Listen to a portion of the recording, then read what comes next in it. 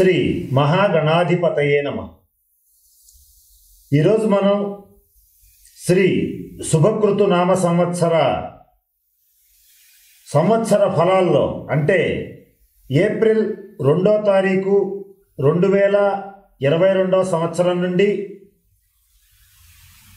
మార్చి 21వ తారీఖు 2023 సంవత్సరం వరకు ఉండేటువంటి ఈ కాలాన్ని శుభకృతు నామ సంవత్సరం, తెలుగు సంవత్సరాది అంటారు.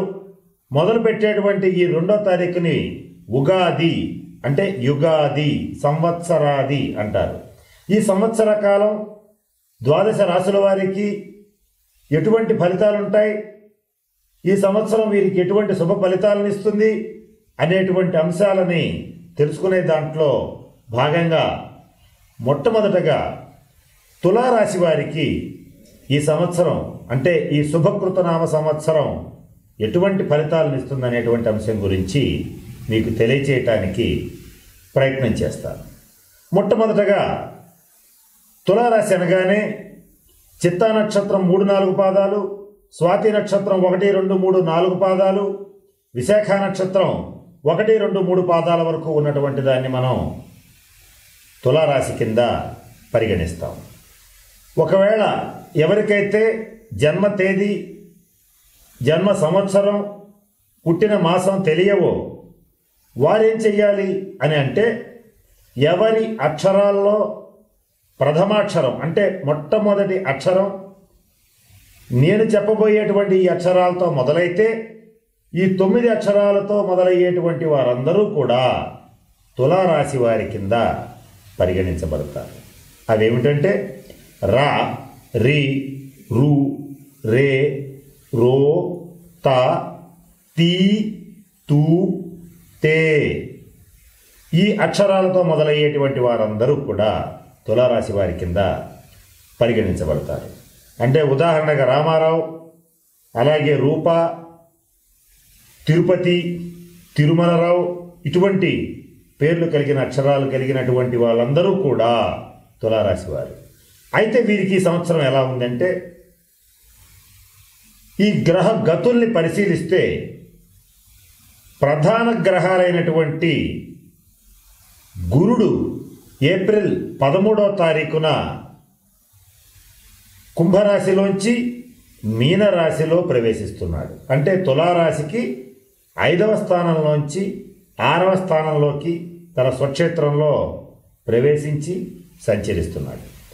ఇక మరొక ప్రధానమైనటువంటి ముఖ్యమైన గ్రహం శని భగవానుడు ఏప్రిల్ 30వ తారీఖున మకర రాశిలోంచి అతిచారవశాత్తు ముందుకు వెళ్ళిపోయి కుంభరాశిలో ప్రవేశిస్తున్నాడు. అంటే అర్ధాష్టమ శని దాటి 5వ స్థానంలోకి ప్రవేశిస్తున్నాడు. మరలా జూలై 13వ తేదీ వరకు అక్కడుండి తిరిగి మరలా వెనక్కి వచ్చి అర్ధాష్టమ శని సంచారం అనేటువంటిది ఈ సంవత్సరం మొత్తం జరుగుతుంది. ఇక రాహువు ఏప్రిల్ 14వ తేదీ నుంచి తులారాశి వారికి అష్టమ స్థానంలోంచి 7వ స్థానంలోకి వస్తున్నాడు. కేతువు 2వ స్థానంలోంచి లగ్న స్థానంలోకి వస్తున్నాడు. ఇవి ప్రధాన గ్రహాల యొక్క గ్రహ సంచారం. అయితే వీటి ఫలితం ఏమిటి అని గనక ఆలోచించినట్లయితే ఓవరాల్గా ఈ సంవత్సరం తులారాశి వారికి చాలా బాగుంది. అంటే గత సంవత్సరం కంటే చక్కటి శుభ ఫలితాలు సూచిస్తోంది. ఏ రంగాల వాళ్ళకి ఎలా ఉంటుంది అనేటువంటి అంశాన్ని గమనిస్తే అర్ధాష్టమ శని అనేటువంటిది ఒక 2-3 నెలల పాటు కాస్త రిలీఫ్ ఇస్తోంది.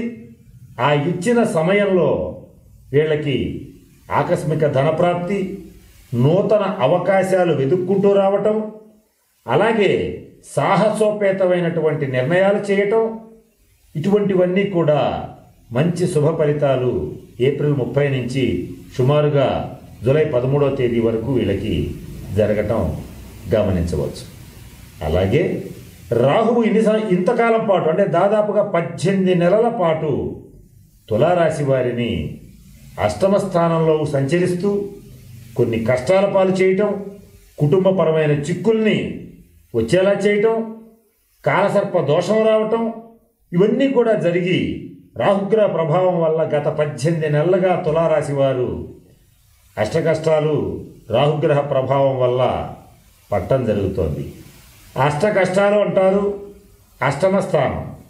ఈ అష్టమ స్థానంలో ఉన్నటువంటి రాహువు అష్టకష్టాల పాలు చేశాడు, అది పూర్తయిపోయింది. ఇప్పుడు సప్తమ కేంద్రంలోకి మేషరాశిలోకి ప్రవేశించటం జరుగుతోంది. అలాగే ఎప్పుడైతే రాహువు మేషరాశిలోకి వచ్చాడో కేతువు తులారాశిలో జన్మరాశిలో సంచరించడం జరుగుతుంది. ఇక్కడ రాహుకేతువుల ప్రభావం రీత్యా కొద్దిపాటి ఆటంకాలు ఉన్నప్పటికీ గతంతో పోలిస్తే రాహుకేతువుల యొక్క ప్రభావం శుభప్రదంగా ఉందని చెప్పవచ్చు. అయితే ఏ రకంగా శుభప్రదంగా ఉంది అంటే ఆగిపోయిన పనులన్నీ పూర్తవుతాయి. ప్రయత్నపూర్వకంగా మంచి కార్యక్రమాలని మొదలుపెట్టి పట్టుదలతో పూర్తి చేసి శభాష్ అనిపించుకుంటారు. సహజ సిద్ధంగానే వచ్చిన అవకాశాలను వచ్చినట్లుగా వినియోగించుకోగలిగిన శక్తి సామర్థ్యాలు ఉన్నటువంటి తులారాశి వారికి ఇదొక సువర్ణ అవకాశం అని చెప్పవచ్చు. అలాగే తులారాశి వారికి గతంలో మానసికంగా ఆందోళన, భయం, అలాగే భీతి ఏర్పరిచినటువంటి రాహువు వాటి నుంచి ఈ శుభకృత నామ సంవత్సరంలో ఏప్రిల్ 14వ తేదీ నుంచి తులారాశి వారిని పూర్తిగా విముక్తి చేయబోతున్నారు. అంటే చేసే పనిలో భయం ఉండదు, భీతి ఉండదు, ధైర్యే సాహసే లక్ష్మి అనేటువంటి రీతిగా దూసుకుని వెళ్ళడం జరుగుతుంది. ఇక సహజ సిద్ధంగానే ఏదైనా సరే పనిలో మొదలు పెట్టక ముందు వరకు కాస్త లేజీగా ఉండేటువంటి ఈ తులారాశి వారు ఒక్కసారి కార్యరంగంలోకి దిగిన తర్వాత వెనుతిరిగి చూసుకోకుండా చేపట్టిన ప్రతి కార్యక్రమాన్ని విజయవంతంగా నడిపించగలిగినటువంటి శక్తి సామర్థ్యాలు రాహుకేతువులు ఈ సంవత్సరం ఈ శుభకృతనామ సంవత్సరంలో తులారాశి వారికి ఇవ్వబోతున్నారు.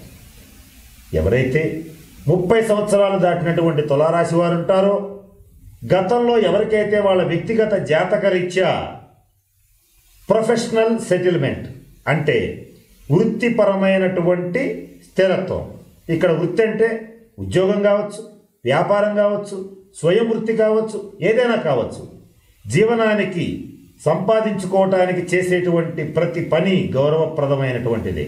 అటువంటి వృత్తిలో వీళ్ళు ఎవరైతే 30 ఏళ్ళు దాటిన వాళ్ళు ఉంటారో ఈ సంవత్సరం పూర్తిగా స్థిరపడతారు. పూర్తిగా ఈ సంవత్సరం స్థిరపడతారు అంటే అర్థం ఏమిటి? గతంలో వాళ్ళ వ్యక్తిగత జాతకరీత్యా ఇబ్బందులు ఏర్పడినప్పుడు కాస్త ప్రొఫెషనల్ సెటిల్మెంట్ లేట్ అయ్యి అవకాశం ఉంది. దాని నుంచి ఈ సంవత్సరం తప్పించుకుని చక్కటి స్థాయికి చేరుకోగలుగుతారు. ఇక మంచి పెద్ద పెద్ద కార్యక్రమాలని భుజాన వేసుకుని ప్రజలందరూ ఆశ్చర్యపోయే విధంగా చేసేటువంటి శక్తి సామర్థ్యాలు ఈ సంవత్సరం కేతువు వీళ్ళకి ప్రసాదించటం జరుగుతుంది. అంటే పెద్ద పెద్ద పనులు ఆర్భాటంగా ప్రారంభిస్తారు, అందరినీ పిలుస్తారు, ఆహ్వానిస్తారు, చక్కగా మొదలు పెడతారు, బ్రహ్మాండంగా పని పూర్తి చేస్తారు. అయితే ఇక్కడ ఒక చిన్న విషయం ఏంటంటే ఎక్కువ కాలం పాటు ఈ సంవత్సరం అర్ధాష్టమ శని జరుగుతోంది కనుక ఆ కార్యక్రమాలు కానీ, ఆ వ్యాపారాలు కానీ, ఆ వృత్తులు కానీ, ఆ వ్యవహారాలు కానీ సక్సెస్ అయ్యే వేళకి సడన్గా విరమించుకోవాలనిపిస్తుంది.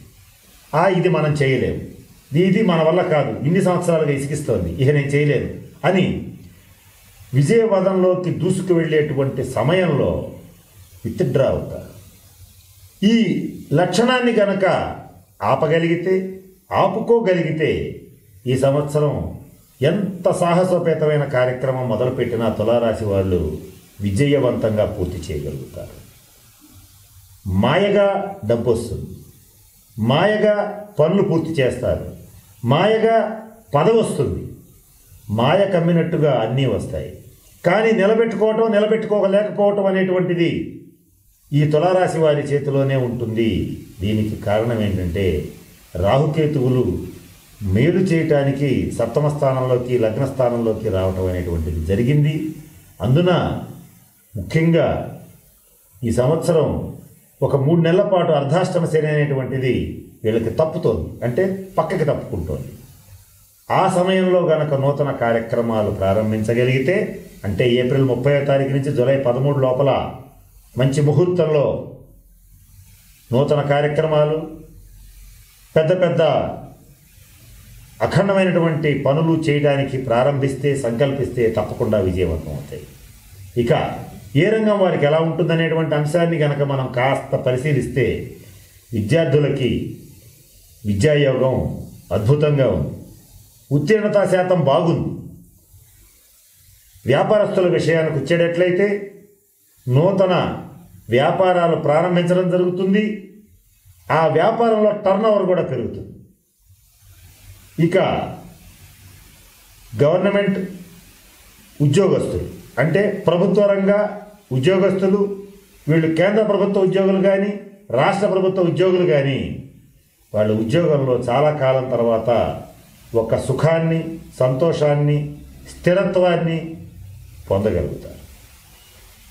ఇకపోతే గోల్డ్ సిల్వర్ మర్చెంట్స్, బంగారం వ్యాపారం, వెండి వ్యాపారం చేసేటువంటి వారికి ఇది కొద్దిగా గడ్డు కాలం. ధరలు కాస్త పెరుగుతాయి. పెరిగిన ధరలకి అనుకూలంగా వ్యాపారం అనేటువంటిది అందుకోవటం జరగదు. కనుక ఉన్న వ్యాపారాన్నే కొత్త తరహాలో చేస్తారు. అంటే 100 మంది కస్టమర్లు కనుక ఉంటే వచ్చే లాభం ఎంత ఉంటుందో అది 50 మంది కస్టమర్ల దగ్గరే పొందే విధంగా కొత్తగా కొత్త ప్రణాళికలు రచించి ఈ సంవత్సరం వ్యాపారాన్ని చేసుకోవడం అనేటువంటిది జరుగుతుంది. సినీ రంగ కళాకారులు, టీవీ కళాకారులు, యాంకర్లు, యాక్టర్లు, సంగీత విద్వాంసులు, అలాగే మీడియా రంగంలో ఉండేటువంటి వారు, వీళ్ళందరికీ, అంటే తెర ముందు పనిచేసేవారు, తెర వెనక పనిచేసేటువంటి వారు, వీరందరికీ ఈ సంవత్సరం సువర్ణాధ్యాయం. ఏ సినిమా తీసినా చక్కటి వసూళ్లు సాధిస్తుంది.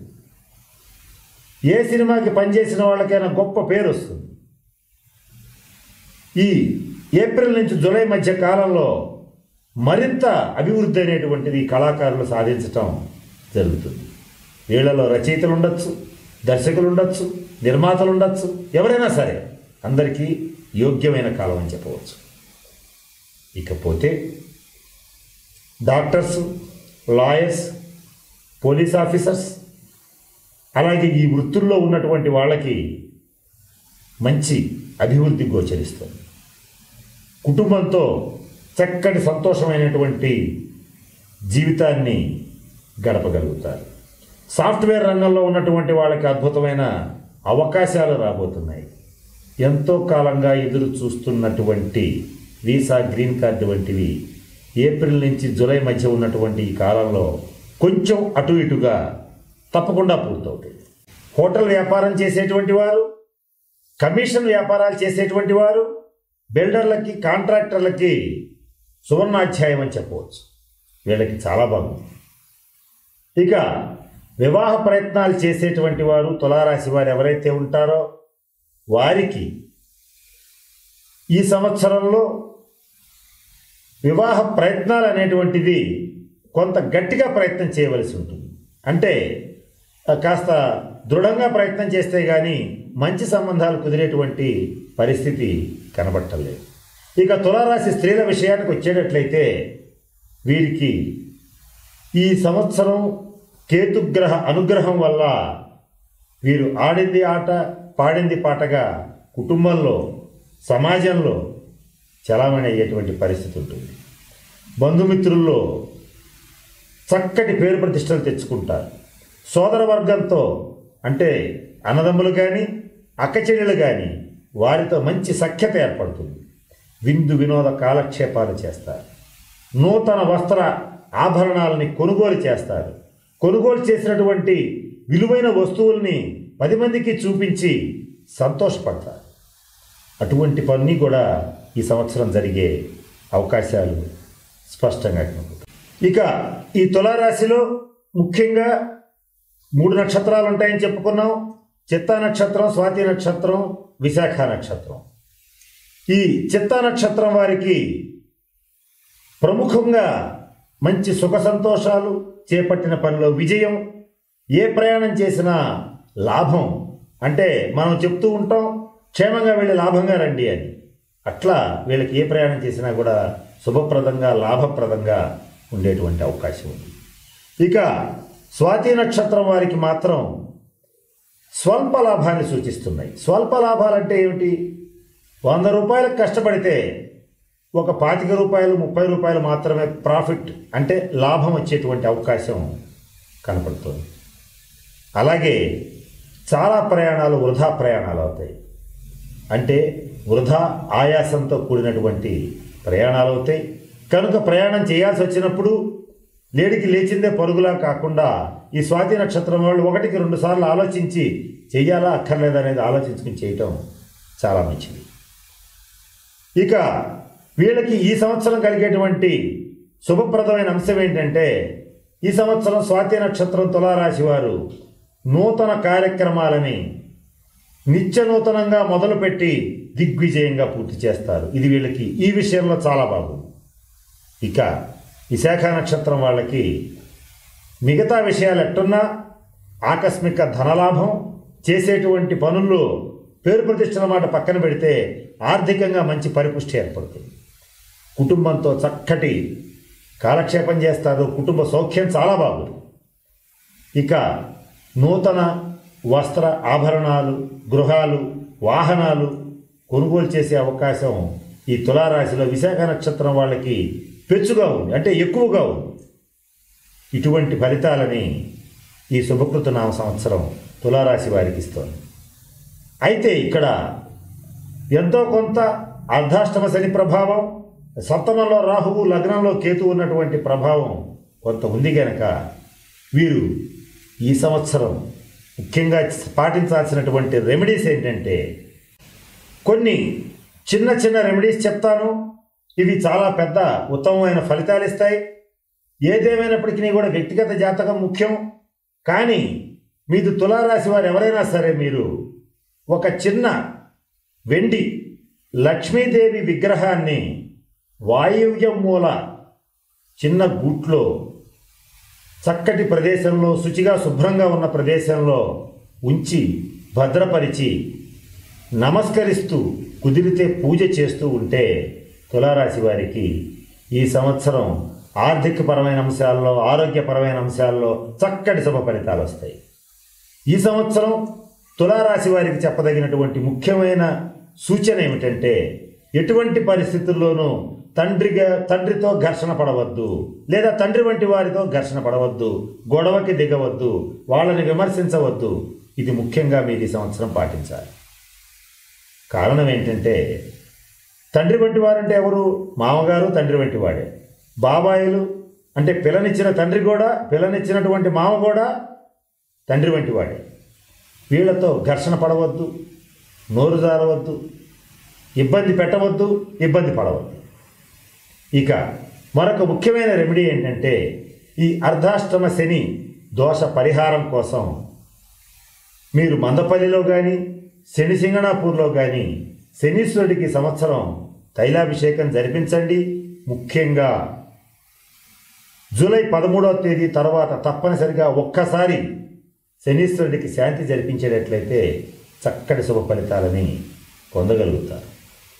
ఇక సప్తమరాహువు లగ్న కేతురీత్యా జీవిత భాగస్వామితో, వ్యాపార భాగస్వాములతో కొంత ఘర్షణపూరితమైన వాతావరణం వచ్చే అవకాశం ఉంటుంది. అటువంటి పరిస్థితులు ఉన్నప్పుడు రాహుకేతువులకి దోష పరిహారం కోసం శాంతి పూజ క్రియలు జరిపించుకోండి. ఇక మరొక ముఖ్యమైన విశేషం తులారాశి వారికి ఏంటంటే, ఈ సంవత్సరం శుభకృత నామ సంవత్సరంలో మీకు కోర్టు కేసుల రీత్యా కానీ, మధ్యవర్తి పరిష్కారాల రీత్యా కానీ మీకు న్యాయం జరుగుతుంది. ఆ తీర్పులు కనుక ఏప్రిల్ 30వ తేదీ నుంచి జూలై 13వ తేదీలోపు వచ్చేటట్లయితే పరిపూర్తిగా న్యాయం జరుగుతుంది. ఆ తర్వాత వస్తే కొంతవరకు న్యాయం జరుగుతుంది, కొంత ఆర్థికపరమైన నష్టం జరుగుతుంది. కనుక నేను చెప్పిన అన్ని అంశాలను దృష్టిలో పెట్టుకోండి. నేను చెప్పిన పరిహారాలు పాటించి తులారాశి వారు అష్టైశ్వర్యాలతో భోగభాగ్యాలతో ఉంటారని ఉండాలని ఆ పరమేశ్వరుని ప్రార్థిస్తున్నాను. స్వస్తి. ఈ వీడియో కానీ మీకు నచ్చినట్లయితే లైక్, కామెంట్, షేర్ చేయండి. మరిన్ని అప్డేట్స్ కోసం సబ్స్క్రైబ్ చేయండి.